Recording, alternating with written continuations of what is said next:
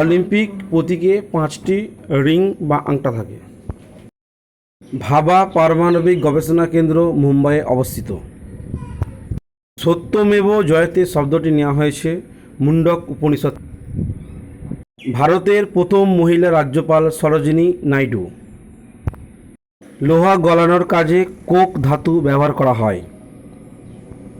ভারতে পঞ্চবার্ষিকী পরিকল্পনা শুরু হয় 1951 সাল থেকে। ভারতের দীর্ঘতম উপকূলীয় রেখা রয়েছে গুজরাট রাজ্যের।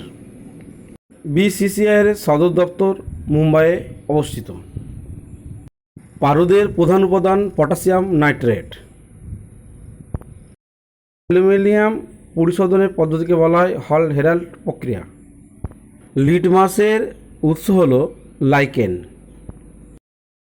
হাইড্রোজেন আবিষ্কার করেন হেনরি ক্যাভেন্ডিশ।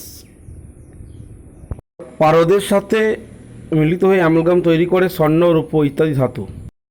মানুষের রক্তের পিএইচের মান 7.35 থেকে 7.45।